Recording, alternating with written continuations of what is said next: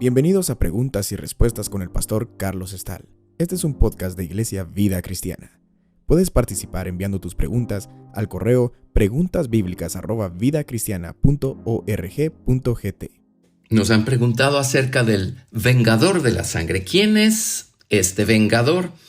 Bueno, esto es algo que aparece en la palabra de Dios, traducido de diferentes maneras. Pero la palabra hebrea es Gaal o Goel. Gaal significa redimir, rescatar, de acuerdo a la ley del parentesco. Gaal era el pariente cercano que cumplía diferentes funciones para con su parentela. Por ejemplo, él era la persona que podía comprar de regreso o rescatar una propiedad que alguno de sus parientes hubiera tenido que vender o perder por alguna razón. El Gaal o el pariente cercano también era quien tenía que casarse con la viuda, ¿verdad? En este caso, la viuda de su hermano. Y redimir o rescatar el nombre de su hermano de esa manera. Jesucristo es nuestro pariente redentor, nuestro Gaal, porque Él murió en la cruz del Calvario pagando el precio para nuestro rescate, para nuestra redención. Otra de las funciones que cumplía el pariente cercano era la de vengar la sangre inocente de algún su pariente cercano que había muerto en manos de alguien más. Dios estableció que si alguien derramaba sangre, esa persona tenía que pagar con su propia sangre. Y habían homicidas que tenían que pagar con su vida por el homicidio. Pero luego también había casos en donde el homicida había cometido homicidio sin querer, por hierro. Entonces, para eso era que existían las ciudades de refugio, para que una persona que le quitó la vida a alguien más por accidente, por error, sin haber tenido la intención, pudiera huir a estas ciudades de refugio y allí librarse del vengador de la sangre. El vengador de la sangre entonces era la persona a quien le correspondía matar a la otra persona, al homicida que había matado a su pariente cercano. Este principio lo comenzamos a ver desde muy temprano. En el libro del Génesis es a esto a lo que se refiere Caín. En Génesis capítulo 4 del verso 8 al 15 leemos lo siguiente. Después que Caín mató a su hermano Abel, ¿verdad? Leamos la historia. Y dijo Caín a su hermano Abel: salgamos al campo. Y aconteció que estando ellos en el campo, Caín se levantó contra su hermano Abel y lo mató. Y Jehová dijo a Caín: ¿dónde está Abel tu hermano? Y él respondió: no sé. ¿Soy yo acaso guarda de mi hermano? Y él le dijo: ¿qué has hecho? La voz de la sangre de tu hermano clama a mí desde la tierra. Ahora pues, maldito serás tú de la tierra, que abrió su boca para recibir de tu mano la sangre de tu hermano. Cuando labres la tierra no te volverá a dar su fuerza. Errante y extranjero serás en la tierra. Y dijo Caín a Jehová: grande es mi castigo para ser soportado.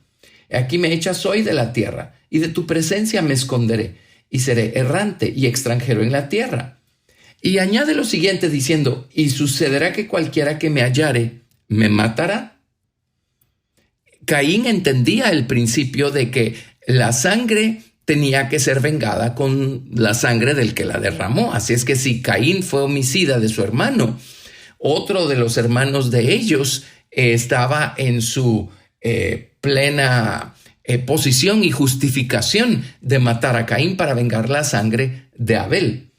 Entonces, a eso se refiere Caín cuando dice: sucederá que cualquiera que me hallare me matará, especialmente pues un pariente cercano o el vengador de la sangre. Y le respondió Jehová: ciertamente cualquiera que matare a Caín 7 veces será castigado. Entonces Jehová puso señal en Caín para que no lo matase cualquiera que le hallare. Ahora, Dios hizo una cosa excepcional acá, porque Caín era culpable de homicidio, pero Dios está buscando poblar la tierra, y Dios también tenía que valerse de Caín para que la tierra se poblara con esta semilla corrupta, y esto justificara a Dios para muchas cosas. El plan maestro de Dios involucraba esto, incluía esto. Así es que Dios por eso le puso una señal a Caín, pero Caín quedó sujeto a ser muerto por manos de otro de sus hermanos o del pariente cercano para vengar la sangre de Abel, que fue derramada por manos de Caín. Ahora veamos en Números capítulo 35 este principio también. Allí se empieza a introducir el principio de las ciudades de refugio. Y entre paréntesis, ¿cuántas veces nosotros somos culpables de haber cometido homicidio? Ustedes saben, no solo existe el homicidio literal. Por ejemplo, la Biblia dice que cualquiera que aborrece a su hermano es homicida. ¿Cuántas veces matamos en nuestro corazón a alguien diciendo cosas como: esa persona ya se murió para mí, esa persona no existe para mí? Eso es homicidio. ¿Cuántas veces matamos la confianza en la otra persona? ¿Cuántas veces matamos delante de otros la buena reputación de alguna persona? Así es que nosotros también somos culpables de diferentes formas de homicidio. Cuando lo hacemos con intención, entonces tenemos que arrepentirnos y pedirle perdón al Señor y tenemos que restituir el daño hecho. Pero muchas veces lo hacemos sin siquiera darnos cuenta, simplemente porque nos sale natural. Todavía tenemos una mente carnal, un viejo corazón de donde salen los homicidios. Pero si nosotros no tenemos idea de haberlo hecho, bueno, gracias a Dios tenemos a nuestra ciudad de refugio, el Señor Jesucristo, a quien debemos ir continuamente y decirle: Señor, en términos generales, límpiame. Limpia mis manos de ira, de contienda. Limpia mis pies de cualquier forma de enojo. Señor, lávame. Si soy culpable de algo, límpiame con las aguas de tu muerte y resurrección. Lávame con tu preciosa sangre redentora. Y de esa manera, pues, nos refugiamos en Cristo y quedamos absueltos de tener que pagar por el crimen, en nuestro caso, el crimen moral que hayamos cometido. No digamos el crimen físico, ¿verdad?, del homicidio. Así es que en Números 35 se introduce el tema de las ciudades de refugio. Había 6 ciudades de refugio. Y les leo desde el verso 10. Habla a los hijos de Israel y diles: cuando hayáis pasado al otro lado del Jordán, a la tierra de Canaán, os señalaréis ciudades. Ciudades de refugio tendréis donde huya el homicida que hiriere a alguno de muerte sin intención o por hierro, ¿verdad? Y os serán aquellas ciudades para refugiarse del vengador, y no morirá el homicida hasta que entre en juicio delante de la congregación. Pues era homicida, mató a alguien, derramó la vida de alguien. En ese caso fue por hierro o sin querer, sin intención. Pero de todos modos, el homicida queda sujeto a que lo mate un pariente cercano de la persona que murió en sus manos. Ese es el vengador de la sangre o el pariente cercano, el Goel, el redentor. Entonces, como en este caso el homicida era una persona que lo hizo sin intención, esta persona podía huir a estas ciudades de refugio, ¿verdad? Y ahí presentarse delante del sacerdote o delante de los ancianos y ser juzgado. Y cuando ellos hallaban que él había sido homicida sin intención, pues entonces quedaba absuelto y ya el vengador de la sangre ya no lo tocaba, o el pariente cercano que tenía por función allí vengar la sangre de su pariente que murió.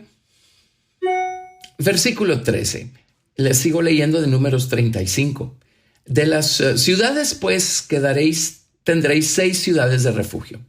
3 ciudades daréis a este lado del Jordán y 3 ciudades daréis en la tierra de Canaán, las cuales serán ciudades de refugio.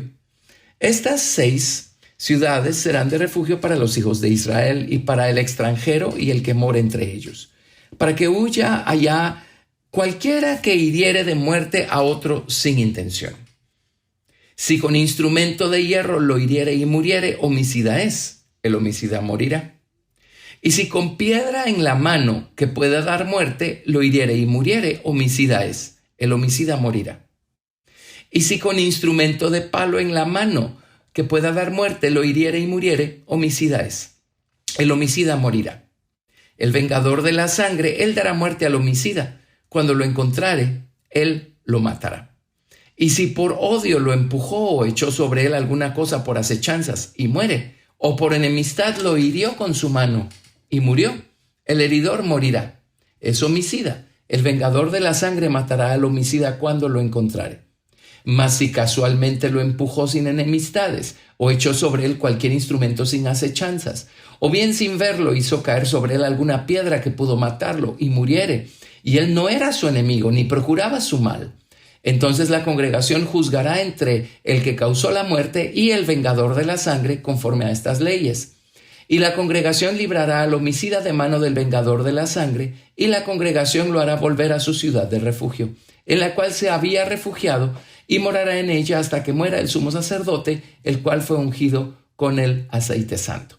Y luego añade, mas si el homicida saliere fuera de los límites de la ciudad de refugio, en la cual se refugió, y el vengador de la sangre le hallare fuera del límite de la ciudad de su refugio, y el vengador de la sangre matare al homicida, no se le culpará por ello, pues en su ciudad de refugio deberá aquel habitar hasta que muera el sumo sacerdote. Y después que haya muerto el sumo sacerdote, el homicida volverá a la tierra de su posesión. Mire usted el principio, porque nosotros somos culpables de tantas cuantas cosas. Pero el día que llegamos a Jesucristo, el día que encontramos en Él nuestro refugio, pidiéndole a Jesús que nos salvara, el día que pusimos en Él nuestra fe y nuestra confianza, entonces quedamos absueltos de tener que pagar nosotros por nuestros males y por el daño que nosotros hayamos cometido. Así es que Jesucristo es nuestra ciudad de refugio. Por supuesto, en Él nos refugiamos. Él cubre nuestra culpa. Él nos redime de nuestra culpa. Él es nuestro pariente sanguíneo, el único que puede y quiere redimirnos también. Pero si nosotros salimos de la ciudad de refugio, o si por la razón que sea le damos la espalda al Señor Jesucristo, dejamos de poner en Él nuestra confianza y seguimos viviendo la vida que vivíamos antes, entonces quedamos automáticamente sujetos a tener que pagar por el daño que nosotros estemos cometiendo. Esa es la manera como Dios va a juzgar justamente a los hombres por sus hechos, por lo que hayan hecho, por sus acciones. Jesucristo es nuestro pariente cercano también. Él no solamente es nuestra ciudad de refugio, Él es nuestro redentor y Él nos redime. Él nos redime de nuestros enemigos. Él nos redime de las obras que puede hacer en contra nuestra el diablo, ¿verdad? Y todos sus secuaces. Él también nos redime cuando alguien busca hacernos daño. No tenemos nosotros que vengarnos por nuestras propias fuerzas. Todo lo que tenemos que hacer es correr a Jesús y dejar el asunto en manos de Jesús. Y el Señor Jesucristo, Él es nuestro pariente sanguíneo. Por esa causa es que Jesús se hizo hombre, para ser nuestro pariente cercano, nuestro pariente sanguíneo. Él sabrá vengarnos, Él sabrá redimirnos, Él sabrá lidiar con la otra persona. La palabra Gaal es la palabra que se utiliza para describir a Booz, el pariente cercano que redimió a Ruth y a Noemí allá en el libro de Ruth. Así es que es maravilloso el principio del pariente cercano.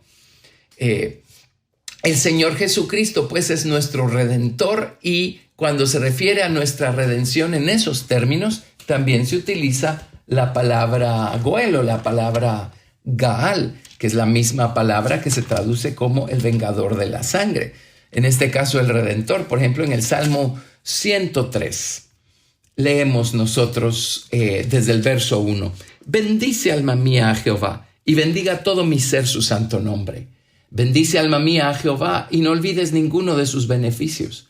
Él es quien perdona todas tus iniquidades, el que sana todas tus dolencias, el que rescata del hoyo tu vida, el que te corona de favores y misericordias, el que sacia de bien tu boca de modo que te rejuvenezcas como el águila.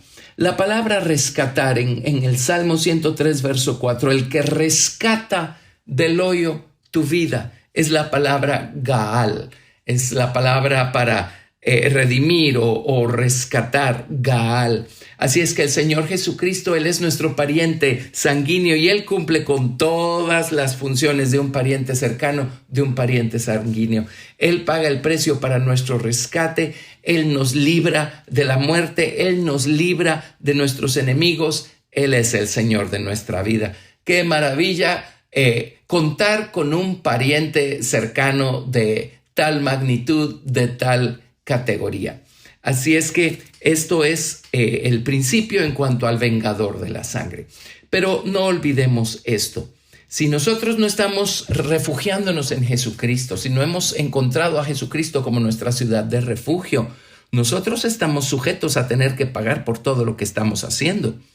Y un día, pues, cuando Dios juzgue a los hombres, cuando Dios juzgue las obras de los hombres, cuando estemos delante del Señor Jesucristo y seamos juzgados, tendremos que pagar por todo lo que hicimos. Eso es justo. Dios no va a ser injusto al demandarnos lo que hayamos hecho o por lo que hayamos hecho. Por eso es que necesitamos a Jesucristo. Por eso es que necesitamos a un Redentor. El Señor Jesucristo nos exime de tener que pagar por el daño que nosotros causamos. Me refiero espiritualmente hablando, moralmente y eternamente hablando. Así es que vayamos a Jesús, hagámoslo a Él ser nuestro Salvador, nuestro Redentor, nuestro pariente cercano. Y entonces estaremos libres de culpa, libres de deuda. No tendremos que pagar por todo lo malo que hemos hecho.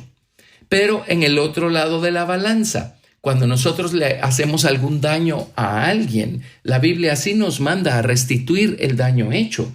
Si echamos a perder algo que le pertenecía a otra persona, o si dañamos a la persona de alguna manera, después de ponernos a cuentas con el Señor Jesucristo, lo que corresponde es resarcir a la persona.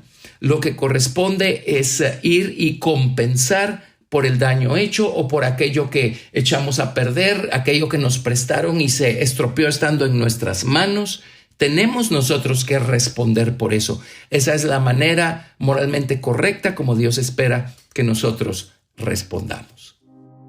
Gracias por escuchar Preguntas y Respuestas con el pastor Carlos Estal. Recuerda que puedes participar enviando tus preguntas al correo preguntasbiblicas@vidacristiana.org.gt y quédate atento al siguiente episodio porque tu pregunta puede ser la siguiente a responder.